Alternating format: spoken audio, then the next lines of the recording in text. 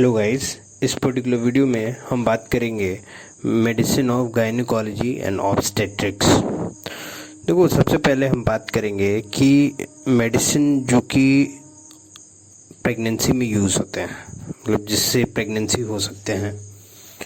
और इसमें सबसे पहले ओव्यूलेशन इंडक्शन जो कराते हैं ड्रग्स, जो मेडिसिन हैं जो ओव्यूलेशन कराते हैं, उनके बारे में हम बात करेंगे। मेनली प्रेगनेंसी ना होने का एक कारण ओव्यूलेशन ना होना है, तो ओव्यूलेशन को इंड्यूस करने के लिए हम कुछ मेडिसिन्स लेते हैं। उन मेडिसिन्स के बारे में अब हम बात करने जा रहे हैं। सबसे पहला ड्रग जो है वो मेटफॉर्मिन है। मेटफॉर्मिन एक ओरल बाइगुआनाइड है। डोज हम 500 to 1000 मिलीग्राम लेते हैं। ये एक इंसुलिन सेंसिटाइज़र है और ये ओव्यूलेशन में हेल्प करता है फीमेल को जो ओव्यूलेट नहीं कर पा रही हैं।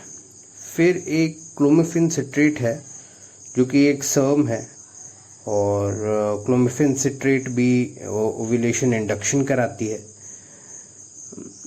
ये पीसीओएस अगर किसी फीमेल को है तो उस केस में भी हम क्लोमिफेन सिट्रेट ले सकते हैं और फीमेल ओव्यूलेट कर सकते हैं उस केस में।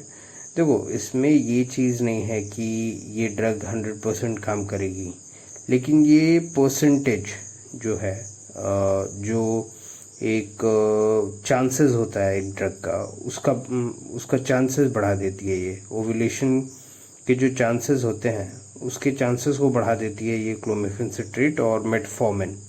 मेटफॉर्मिन एक एंटी डायबिटिक ड्रग भी है और इसको एज अ ओव्यूलेशन इंड्यूसर भी देखा जाता है। ओव्यूलेशन को ये इंड्यूस करती है। अब हम बात करेंगे इनके साइड इफ़ेक्ट्स की। इनके कुछ साइड इफ़ेक्ट्स भी हैं, जैसे मूड स्विंग्स हो सकते हैं अचानक से। मतलब जो फीमेल इन ड्रग्स को ले रही है उनको गुस्सा आ सकता है, अचानक से वो काफ़ी खुश मिजाज हो सकती हैं, तो ये सारे प्रॉब्लम्स आ सकते हैं।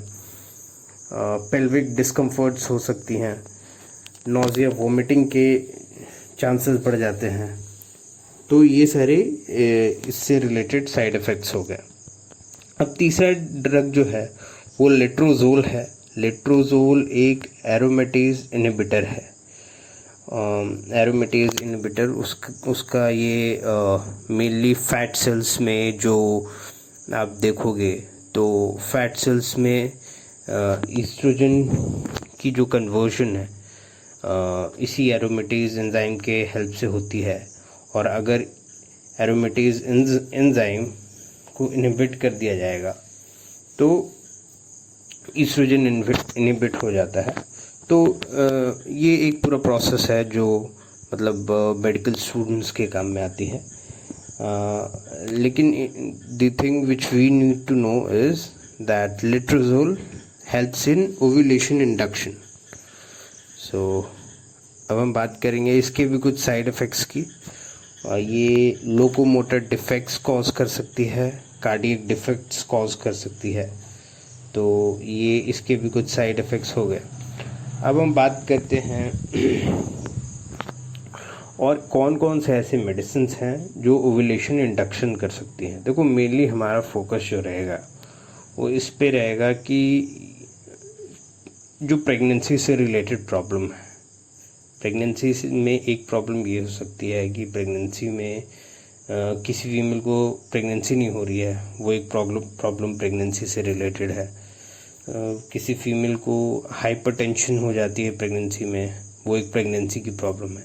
तो हम इस पूरे वीडियो में इसी चीज़ के बारे में बात करेंगे।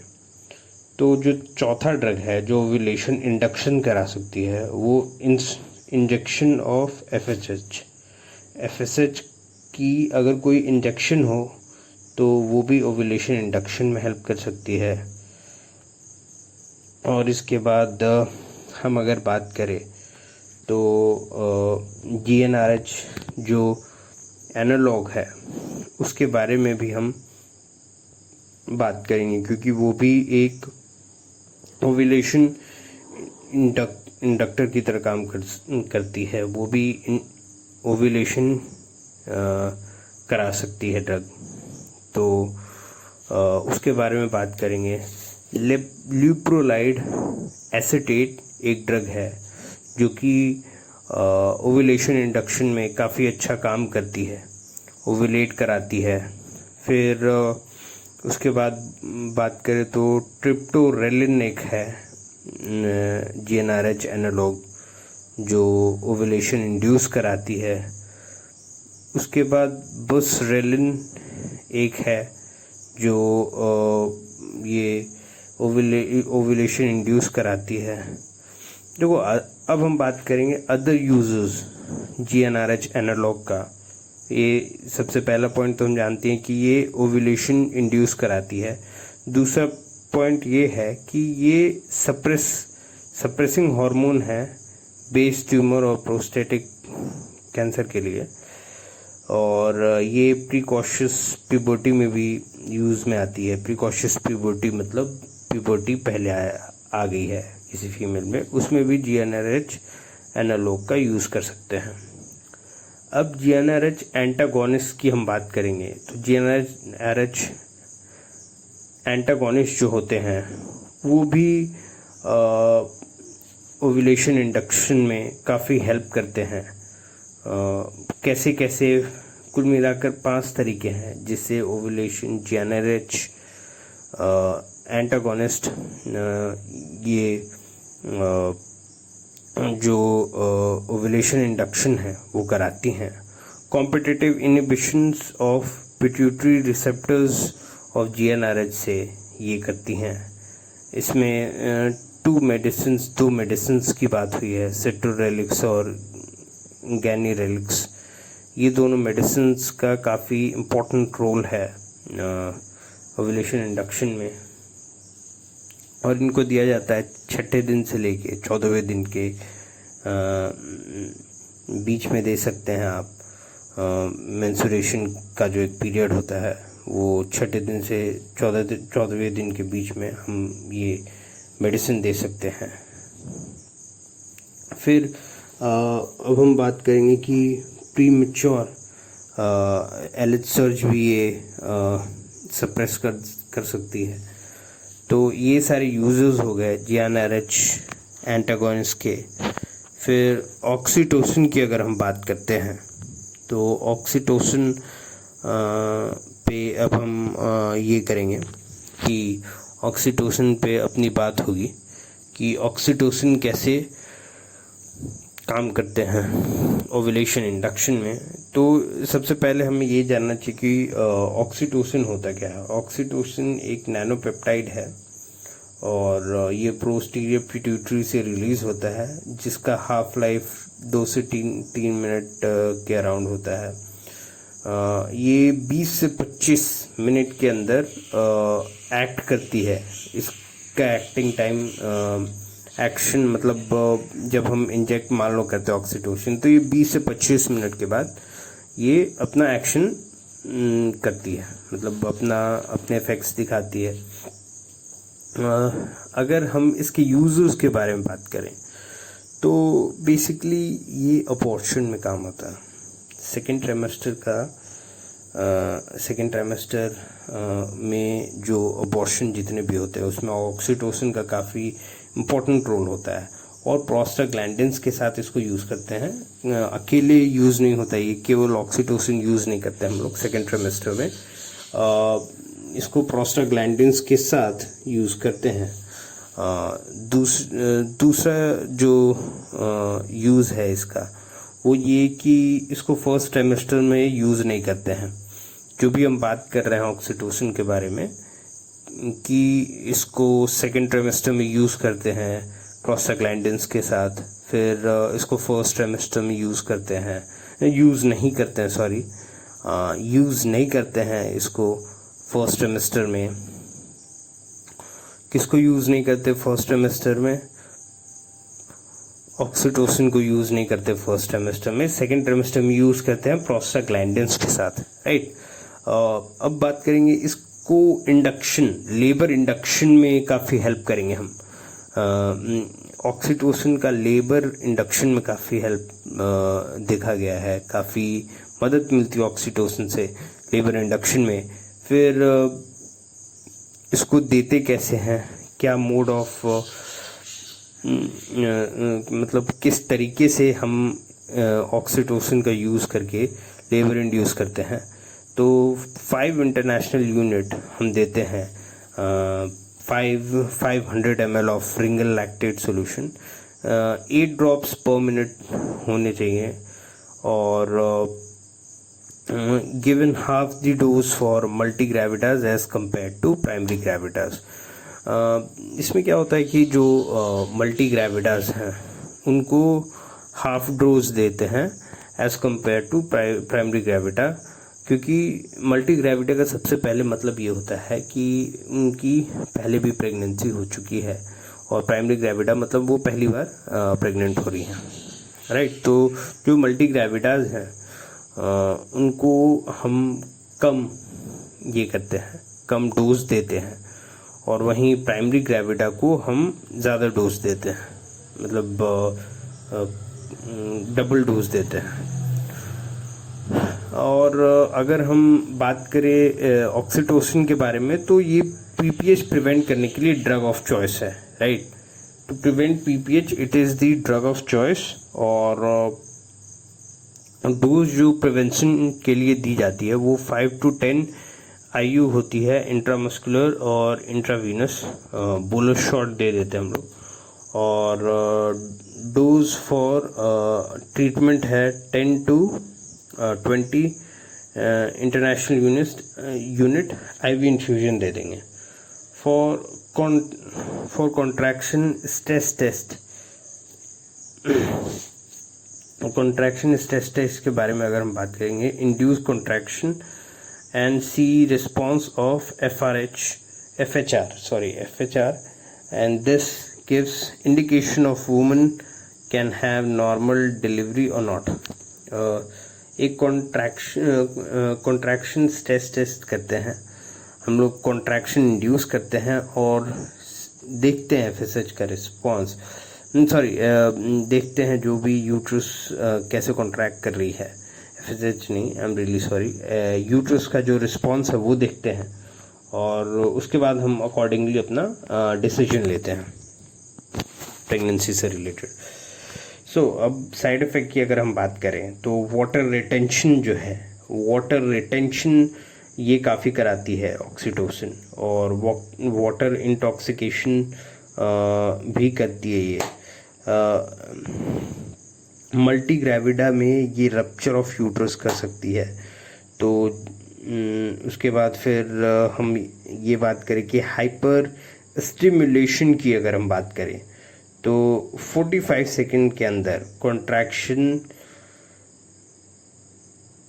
45 सेकंड्स के इंटरवल पे कॉन्ट्रैक्शन होने चाहिए, और हर 3 मिनट पे होने चाहिए। तो और फीटल डिस्ट्रेस के बारे में अगर हम बात करें तो फीटल डिस्ट्रेस भी हो सकती है इसमें, ऑक्सीटोसिन अगर ले तो अगर ज़्यादा यूट्रस का, देखो फीटल डिस्ट्रेस का रीज़न ये होगा कि जो यूट्रस है वो काफ़ी ज़्यादा कॉन्ट्रैक्ट करने लगेगा। तो यूट्रस के ज़्यादा कॉन्ट्रैक्ट करने से फीटस की कुछ इम्पोर्टेंट वेन्स दब सकती हैं, कुछ वेसल्स दब सकते हैं। तो इसलिए हम इस चीज़ पे ये कर रहे हैं, एम्फेसिस कर रहे हैं, एम्फसाइज कर रहे हैं। और अब एक नए ड्रग के बारे में अब हम बात करेंगे जिसका नाम मिथाइल अर्गोमेट्रिन है। तो मिथाइल अर्गोमेट्रिन एक अर्गोट डेरिवेटिव है। अर्गोट डेरिवेटिव क्या होता है? अर्गोट एक फंगस है और जो कि क्लैविसेप्स पुरपुरा मतलब क्लैविसेप्स पुरपुरा से ऑब्टेन होता है, राइट। और इसको 0.5 मिलीग्राम इंजेक्शन देते हैं मिथाइल अर्गोमेट्रिन का, जो भी पेशेंट है उसमें, इंट्रामस्कुलर या इंट्रावीनस। और अगर हम टैबलेट फॉर्म में इसको ले रहे हैं तो 0.5 to 1 मिलीग्राम का हम डोज दे देते हैं। यूजेस की अगर हम बात करते हैं तो for prevention of PPH 0.5 milligram of IV and IM दे देते हैं, और फॉर ट्रीटमेंट ऑफ PPH ये कर देते हैं। यूजेस पहली बात हुई कि PPH का प्रिवेंशन करते हैं, और फिर से ट्रीटमेंट ऑफ PPH के लिए भी हम यूज़ करते हैं। IV इंजेक्शन जो है वो भी हम इसका मिथाइल अर्गोमेट्रिन का देते हैं, और ये 90 सेकेंड्स के अंदर एक्ट करती है। देखो, ड्रग ऑफ चॉइस अगर इंडियन गवर्नमेंट के हिसाब से बात करें तो ऑक्सीटोसिन है, लेकिन जो क्लिनिकल प्रैक्टिसेस होते हैं ऑब्स्टेट्रिक के और गायनी के उसमें ये चीज़ देखी गई है कि डॉक्टर्स प्रेफर करते हैं मिथाइल अर्गोमेट्रिन। उसकी वजह ये है कि इसका मोड ऑफ एक्शन काफ़ी फास्ट है। ये 90 सेकेंड्स के अंदर अपने एक्शंस को प्रेजेंट कर देती है, इसलिए डॉक्टर्स इसको मतलब प्रेफर करते हैं। और साइड इफ़ेक्ट की अगर हम बात करें तो हाइपरटेंशन एक काफ़ी ख़तरनाक साइड इफ़ेक्ट इसका देखा गया है, और सडन होता है ये हाइपरटेंशन, और given below give slow push and not as a sudden bolus shot. इसमें ये भी चीज़ है कि एक स्लो पुश देंगे, राइट, एक सडन बोलस शॉट नहीं देंगे। वही hypertension is the reason कि it can cause hypertension. So we need to be very aware that what should be done and what not should be done, because if you're treating a pregnant female, so you having 2 lives in your hand, right?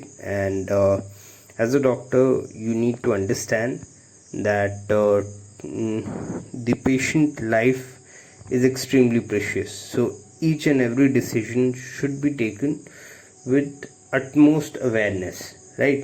So give slow push and not a sudden bolus shot. An extremely important point which young doctors very they're not that aware. They're practicing, and the young doctors should be told in the very first step that methyl ergometrin should be given this way, and 3 to 4 injections in 24 hours should be given if needed. And उसके बाद हम इस चीज़ पे बात करेंगे कि intramuscular intakes around 10 minutes to act, और intramuscular 10 minute ये लेती है, टाइम लेती है एक्ट करने में। तो मिथाइल अर्गोमेट्रिन पे अगर हम और बात करेंगे तो ये पॉइंट सामने आता है कि ये कभी भी यूज़ नहीं होता है अबॉर्शन के लिए, इंडक्शन ऑफ अबॉर्शन के लिए, अबॉर्शन के इंडक्शन के लिए कभी यूज़ नहीं होता है। अबॉर्शन में कभी भी यूज़ नहीं करेंगे। लेबर के इंडक्शन का भी कभी यूज़ नहीं होता है। तो ये सारे पॉइंट्स हैं। कॉन्ट्राइंडिकेशंस की अगर हम बात करें तो कॉन्ट्राइंडिकेशंस इसके काफ़ी not given in before second twin is delivered, और not given in before second twin is deliver, और हार्ट डिजीज़ में भी इसको नहीं देते हम, और RH आइसो इम्यूनाइजेशन में भी नहीं देते हैं। साइड इफ़ेक्ट की अगर हम बात करेंगे तो साइड इफ़ेक्ट में वही जो नॉर्मल केसेस होते हैं, जो ज़्यादातर मेडिसिन आप जो लेते हो तो यही सारे साइड इफ़ेक्ट्स हैं उसके। और जो मेडिसिन्स हम लेते हैं तो नोज़िया वोमिटिंग की जो प्रॉब्लम आती है वो भी इस केस में नोज़िया वोमिटिंग की प्रॉब्लम है। सडन हाइपरटेंशन की भी प्रॉब्लम है एज अ साइड इफ़ेक्ट। और गैंग्रीन ऑफ द टोज, ये थोड़ा नया एक साइड इफ़ेक्ट है जो देखने को मिलता है। तो गैंग्रीन ऑफ टोज भी देखने को मिलता है। अब हम बात करेंगे प्रोस्टाग्लैंडिन्स के बारे में।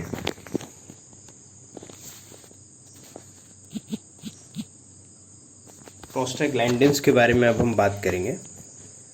और प्रोस्टाग्लैंडिन्स के बारे में अगर हम बात करें तो ये एक डेरिवेटिव है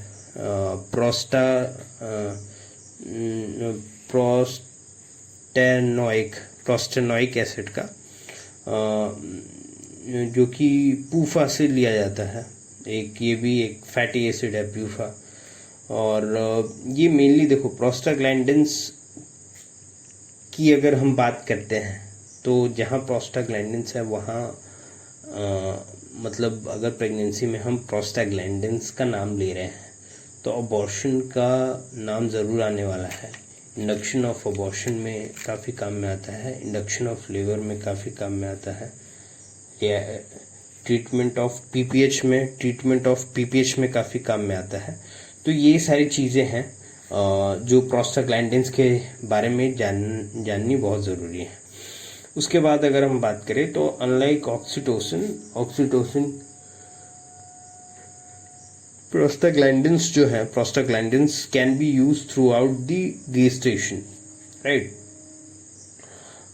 ऑक्सीटोसिन की तरह प्रोस्टाग्लैंडिन्स को हम लोग यूज़ नहीं कर सकते हैं। और प्रोस्टाग्लैंडिन्स जो कि यूज़ में आते हैं अबॉर्शन के, वो सबसे पहले मीज़ोप्रोस्टॉल है, टैबलेट के फॉर्म में यूज़ कर सकते हैं। और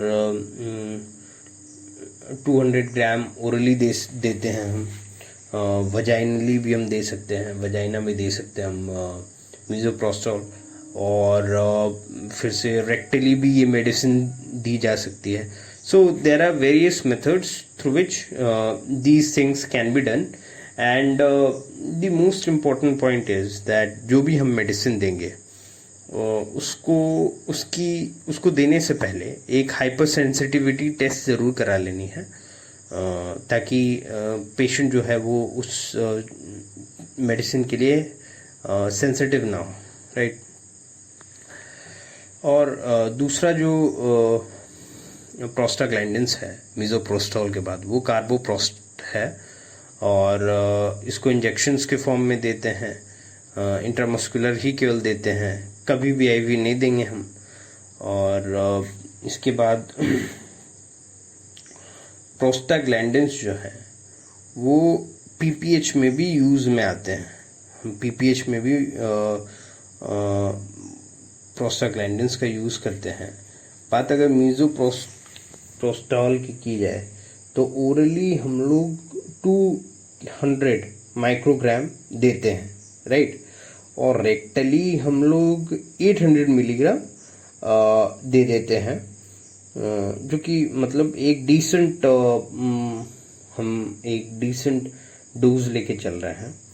कार्बोप्रोस्ट की अगर हम बात करें तो ये इसका डोज अराउंड 25 माइक्रोग्राम है, जो कि इंट्रामस्कुलर इंजेक्शन हम देंगे उसमें, राइट। और मैक्सिमम हम 8 इंजेक्शंस देंगे 24 आवर्स में। अगर हम बात करें प्रोस्टाग्लैंडिन्स की तो साइड इफ़ेक्ट्स प्रोस्टाग्लैंडिन्स के बहुत हैं। और साइड इफ़ेक्ट क्या क्या होते हैं वो ये है कि हाइपर सेंसिटिविटी रिएक्शंस, मैंने पहले ही बोला था कि जो भी मेडिसिन्स होते हैं उसको देने से पहले हाइपर सेंसिटिविटी टेस्ट करा लेनी है। तो इस केस में हाइपर सेंसिटिविटी रिएक्शंस आते हैं। दूसरी ब्रोंकोस्पाज्म करा सकती है कार्बोप्रोस्ट जैसी दवाइयाँ। तीसरी हाइपर स्टिमुलेशन ऑफ यूट्रस भी हो सकता है, नोज़िया वोमिटिंग की भी प्रॉब्लम आ सकती है, डायरिया की भी प्रॉब्लम आ सकती है, यूट्राइन रप्चर भी हो सकता है। तो ये सारे प्रॉब्लम्स हैं इससे रिलेटेड, जो प्रोस्टाग्लैंडिन्स जिसकी हम बात कर रहे हैं उससे रिलेटेड ये सारी प्रॉब्लम्स आ सकती हैं। देखो प्रेगनेंसी में एक तो ये सारी चीज़ें हमने डिस्कस कर ली। अब हम डिस्कस करेंगे कि अगर हाइपरटेंशन की प्रॉब्लम हो जाए प्रेगनेंसी के दौरान तो हम कौन कौन सी मेडिसिन्स ले सकते हैं, राइट। सो हाइपरटेंसिव ड्रग जो है, जो कि हम लेते हैं ड्यूरिंग हाइपरटेंशन ड्यूरिंग प्रेगनेंसी, वो एक तो मिथाइल डोपा हो गया, वो हम ले लेते हैं। दूसरा हाइड्रालाजीन हो गया, वो लेते हैं हम लोग। तो अगर हम बात करें मिथाइल डोपा के बारे में, तो वो एक प्रो ड्रग है मिथाइल नॉरएफ्रिन का, राइट। मिथाइल नॉरएपिनेफ्रिन का, सॉरी, मिथाइल प्रो ड्रग है मिथाइल डोपा। और एक मिनट, जो एंटी हाइपरटेंसिव ड्रग है, राइट। हम अभी बात कर रहे हैं एंटी हाइपरटेंसिव ड्रग की, राइट। तो हम अभी एंटी हाइपरटेंसिव ड्रग के बारे में बात करेंगे कि अगर कोई फीमेल हाइपरटेंशन से सफ़र कर रही है तो कौन कौन सी ऐसी मेडिसिन्स हैं जो एक फीमेल को ले लेनी चाहिए।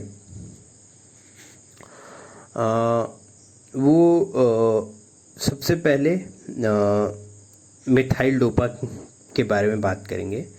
मिथाइल डोपा का pro drug alpha methyl norepinephrine है। ये बेसिकली स्टिमुलेट करता है अल्फ़ा टू एडिनर्जिक सिस्टम को, राइट। और ये डिक्रीज़ कर देती है बीपी को बाय डिक्रीजिंग सिंपैथेटिक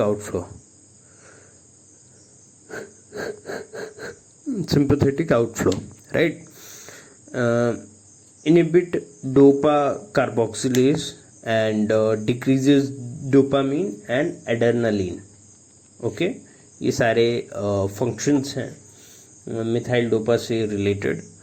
डोज की अगर हम बात करें तो 250 मिलीग्राम डोज दे देते हैं और 500 मिलीग्राम तक दे सकते हैं हम। और इसके कुछ साइड इफ़ेक्ट्स भी हैं जिसके बारे में बात करना काफ़ी ज़रूरी है, और वो ये है कि जो साइड इफ़ेक्ट्स हैं वो ये हैं कि ड्राउजीनेस ही कॉज कर सकती है, डिप्रेशन कॉज कर सकती है, फॉल्स पॉजिटिव टेस्ट दे सकती है, राइट। और इसके बाद हम बात करेंगे कि हाइड्रालाजीन के बारे में। ये भी एक बहुत ही इम्पोर्टेंट एंटी हाइपरटेंसिव ड्रग है जो कि प्रेगनेंसी में यूज़ होती है। और इसमें ये करती क्या है कि ये आर्टरीज़ को अगर सिंपल भाषा में बोलें तो आर्टरीज़ को ये डायलेट करती है, राइट। ओरली अगर हम देखें तो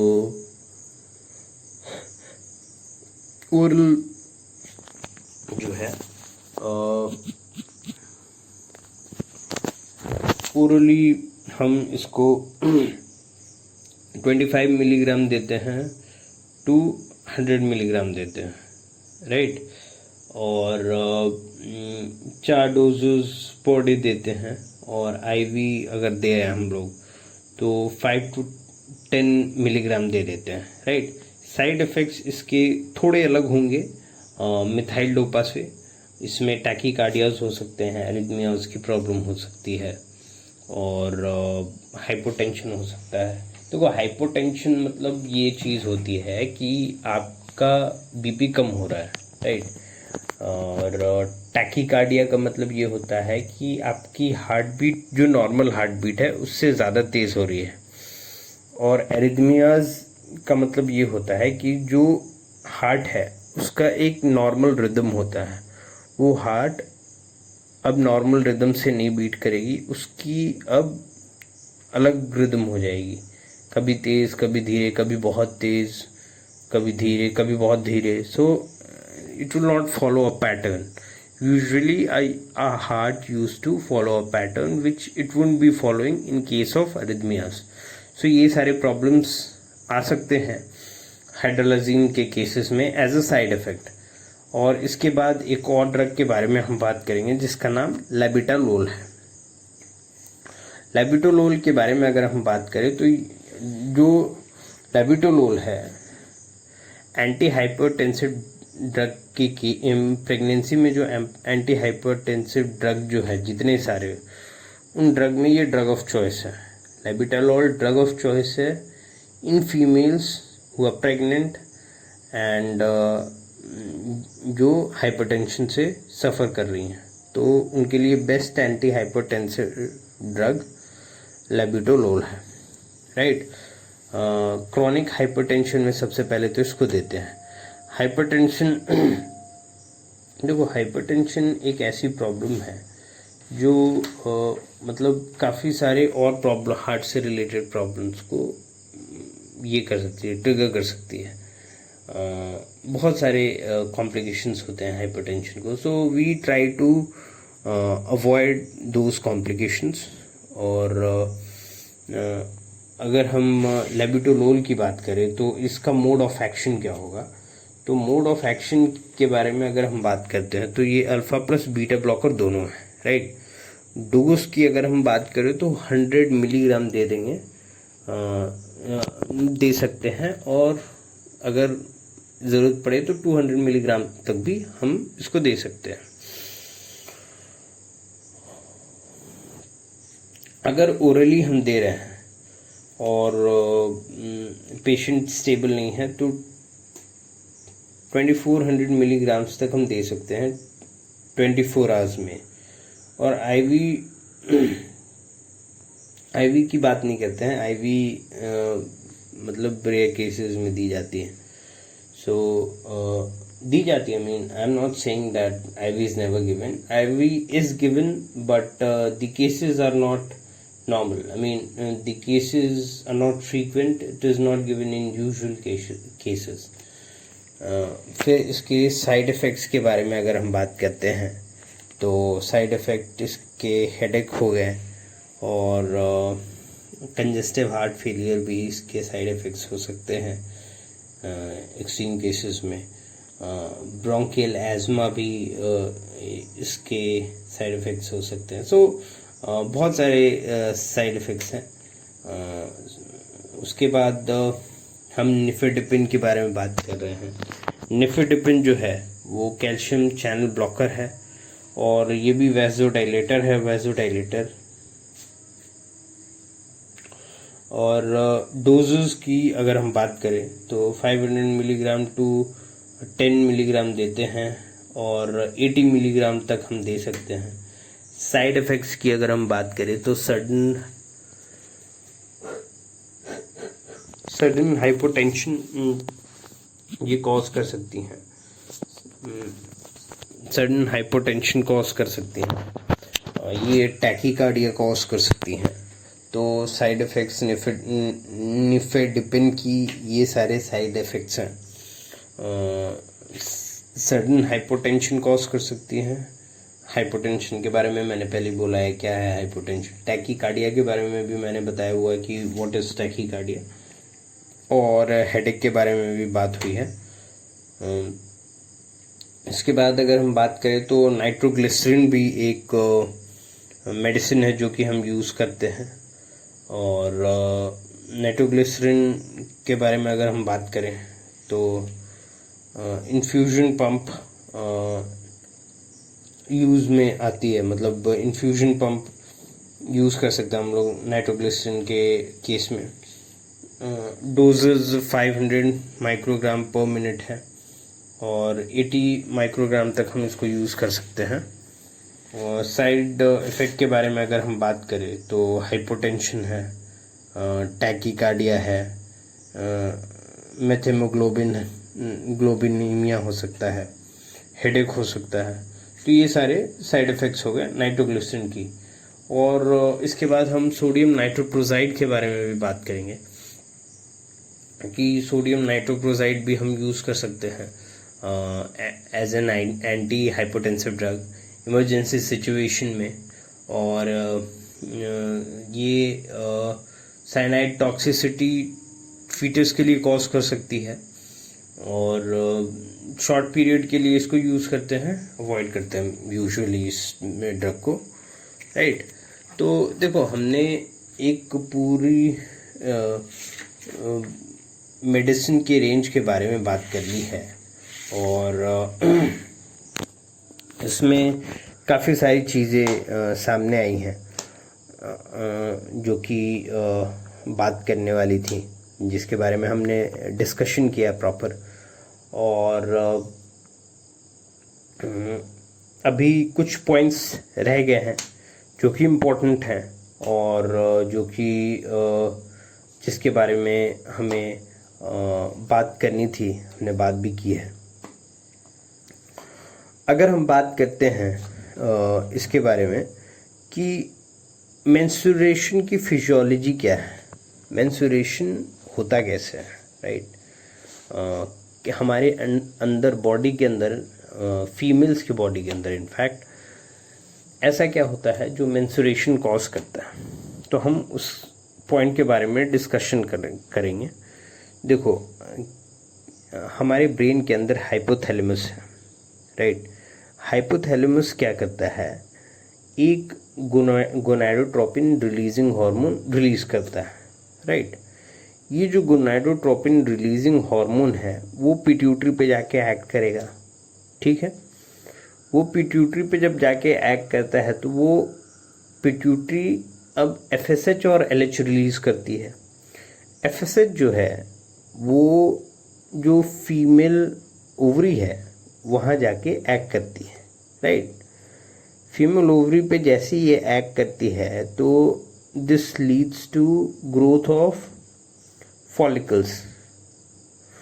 ये जो ग्रोइंग फॉलिकल्स है, जो जैसे FSH ने एक्ट किया, फॉलिकल्स ने ग्रो किया, तो ये फॉलिकल्स जो ग्रो कर रही हैं वो अब ईस्ट्रोजन रिलीज करना स्टार्ट कर देंगी, ईस्ट्रोजन बनाना स्टार्ट कर देंगी। जो ये ईस्ट्रोजन बन रहा है, राइट, वो ईस्ट्रोजन LH सर्ज करवाता है। Got my point. LH surge करवाता है ये जो ईस्ट्रोजन है वो, और LH सर्ज होने के कारण ओवरी में से एक ओवम ओव्यूलेट करता है, राइट, एक एग ओव्यूलेट करता है। तो इट्स एन इंटरलिंकिंग प्रोसेस। ये सारे प्रोसेस इंटरलिंक हैं। कैसे इंटरलिंक है फिर से समझो। जो हाइपोथैलेमस है वो क्या करेगा, पिट्यूटरी को एक्टिवेट करेगा। कैसे एक्टिवेट करेगा, GnRH के थ्रू एक्टिवेट करेगा, राइट। GnRH के थ्रू एक्टिवेट किया तो पिट्यूटरी को, तो पिट्यूटरी अब 2 हार्मोन रिलीज करेंगे, राइट।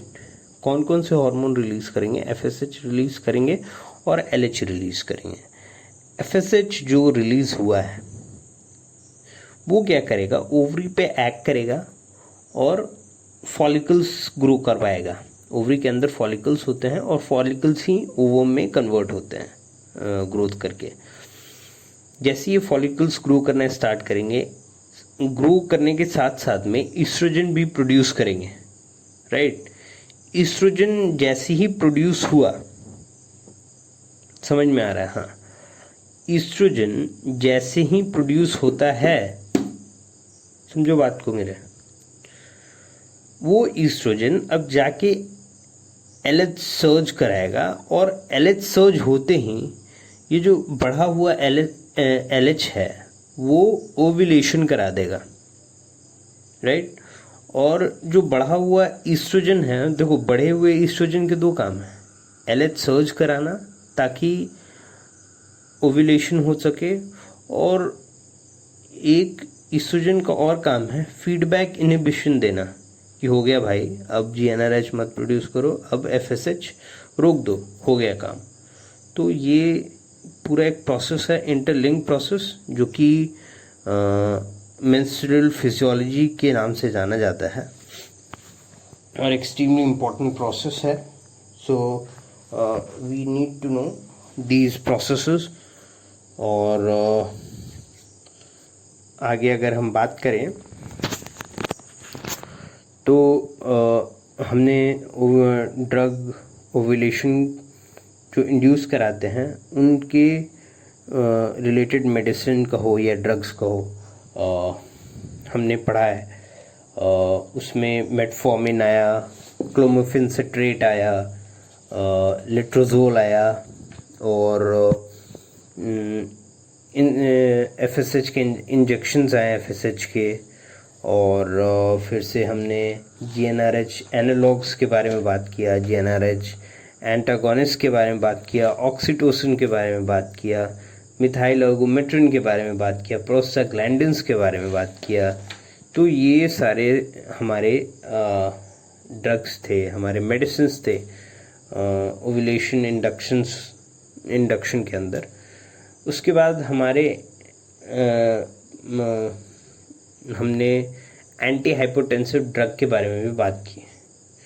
जो भी एंटी हाइपोटेंसिव मेडिसिन्स हैं उसमें भी बहुत सारे पॉइंट्स थे, जैसे कि methyl dopa, hydralazine, labetalol drug of choice, and like oxytocin भी उधर था drug of choice. Oxytocin ovulation induction abortion के टाइम में यूज़ किया जाता है. इसमें यूज़ नहीं करते हम, एंटी हाइपोटेंसिव ड्रग में यूज़ नहीं करते, so don't take me wrong. उसके बाद हमने एंटी हाइपोटेंसिव ड्रग में निफेडिपिन के भी बारे में बात की है, नाइट्रोग्लिसरिन के बारे में बात की है, सोडियम नाइट्रोप्रोसाइड के भी बारे में बात की है. तो we have list of medicines for each thing. And हमारा डिस्कशन थोड़ी देर और चलने वाला है और हम आगे और भी बात करेंगे. सो अब हम बात करते हैं कि जो क्लोमिफेन सिट्रेट है, राइट, उसके बारे में. PCOS में हमने बात की है. तो PCOS के बारे में अगर हम बात करें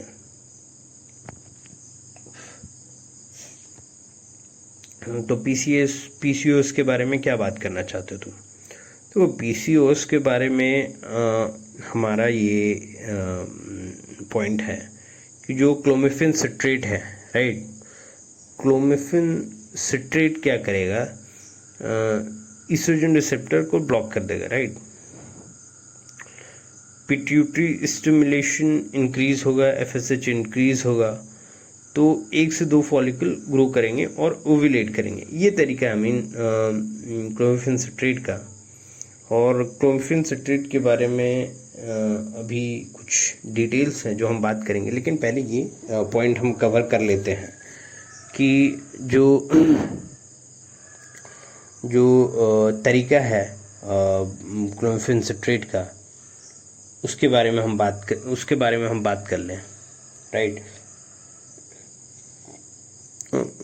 देखो, clomiphene citrate mainly oestrogen receptor को ब्लॉक करेगा.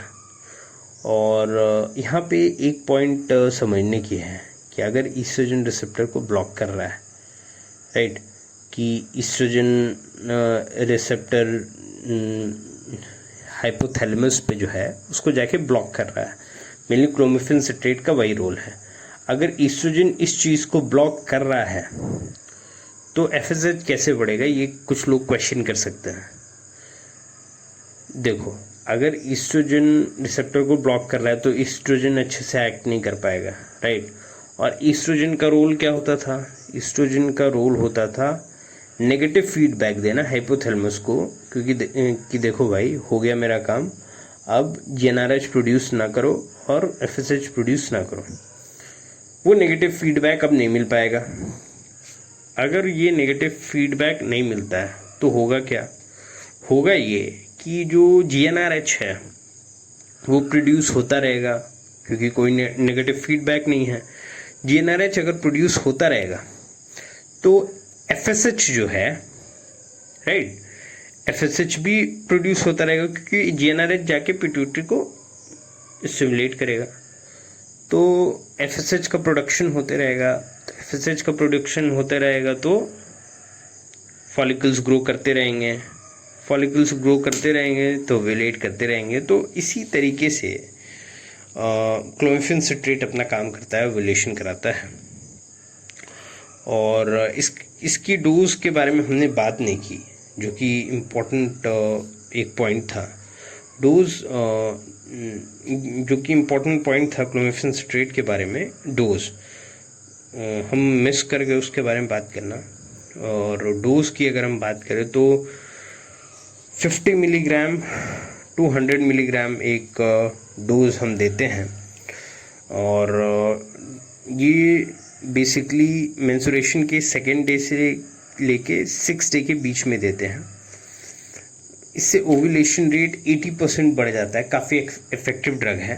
और ओव्यूलेशन रेट काफ़ी बढ़ जाता है और प्रेगनेंसी रेट भी 40% तक बढ़ जाती है। सो एन एक्सट्रीमली पोटेंट ड्रग जो कि यूज़ में आती है।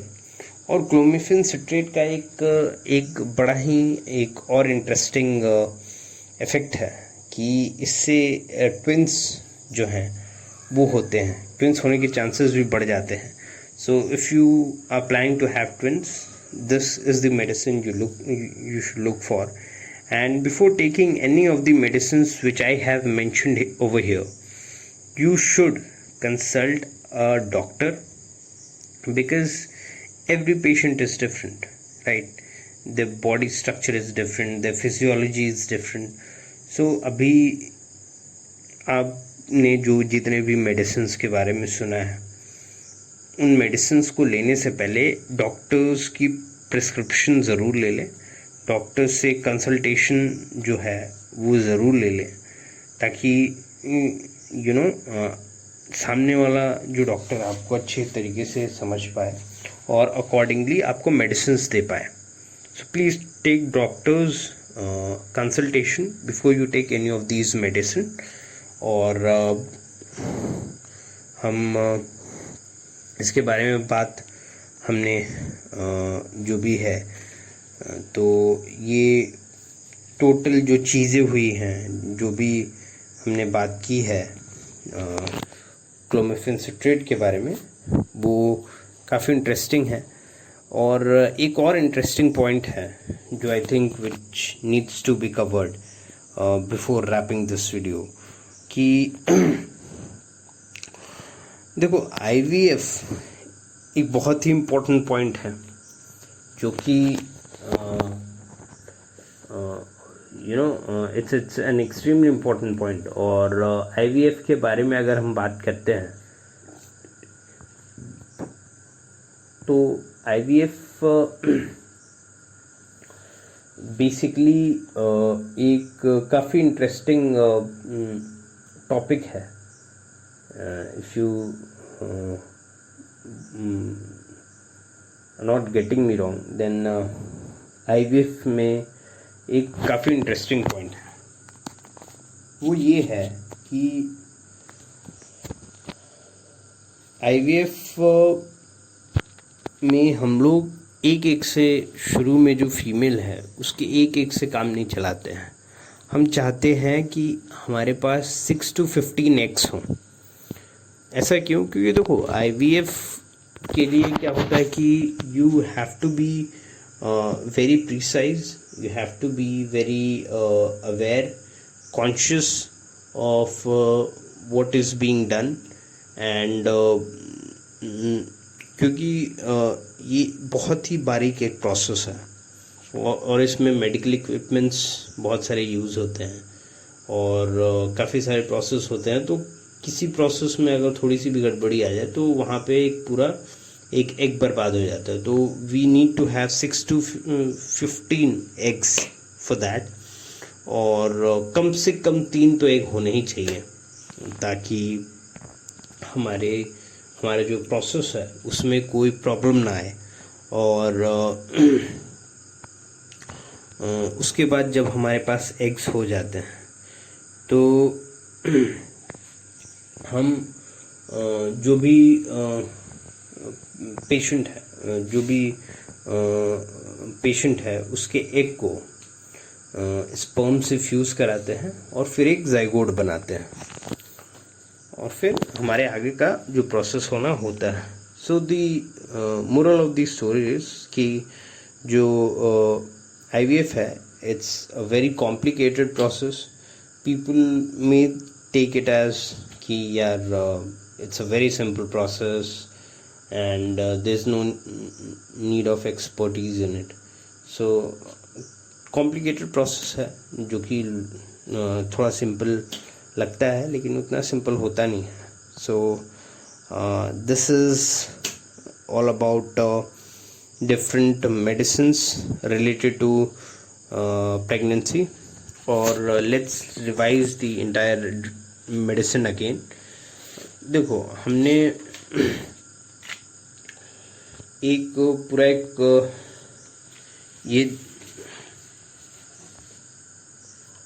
पूरा एक मेडिसिन के बारे में हमने बात की है और सबसे पहला जो मेडिसिन है ओव्यूलेशन इंडक्शन कैटेगरी का। और देखो, इस पूरे डिस्कशन में, इस पूरे वीडियो में हम दो तरीके के मेडिसिन के बारे में बात करेंगे। एक मेडिसिन जो ओव्यूलेशन इंडक्शन कराता है और दूसरा जो एंटी हाइपोटेंसिव है। तो सबसे पहले मेडिसिन के बारे में बात करेंगे जो ओव्यूलेशन इंडक्शन कराता है, वो मेटफॉर्मिन है, दूसरा क्लोमिफेन सिट्रेट है, तीसरा लेट्रोजोल है, चौथा FSH इंजेक्शंस हैं और पांचवा GnRH एंटागोनिस्ट है, छठा GnRH एनालॉग्स है, उस सातवां ऑक्सीटोसिन है, आठवां मिथाइलोगोमेट्रिन है और फिर से हमने प्रोस्टाग्लैंडिन्स के भी बारे में बात की है। डिफरेंट काइंड ऑफ प्रोस्टाग्लैंडिन्स जैसे मिसोप्रोस्टॉल एंड कार्बोप्रोस्ट बोलो, नॉट प्रोस्टॉल, कार्बोप्रोस्ट इट इज़। एंड उसके बाद एंटी हाइपोटेंसिव ड्रग के बारे में बात की है, मिथाइल डोपा के बारे में बात की है, फिर से हाइड्रालाजीन के बारे में बात की है, लेबिडोलोल के बारे में बात की है, राइट, और निफेडिपिन के बारे में बात की है, नाइट्रोग्लिसरीन के बारे में बात की है, सोडियम नाइट्रोक्लोराइड के बारे में बात की है। तो ये सारे एंटी हाइपोटेंसिव ड्रग रह गए और इस वीडियो में हम इतनी ही बात करेंगे। ये जो कैटेगरीज ऑफ ड्रग है उसके बारे में हम आगे और भी डिस्कस करेंगे, अलग अलग जो भी कैटेगरीज है ड्रग की उसके बारे में। और इस वीडियो में केवल इतना ही। हमने इस वीडियो को अगर हम सम अप करें तो हमने जितने भी ओव्यूलेशन इंड्यूसिंग ड्रग है उसके बारे में बात करी और एंटी हाइपरटेंसिव ड्रग के बारे में बात करी। Hope you all stay safe and enjoy your life, and would like to say one thing that stay happy, stay humble and stay healthy. God bless you all.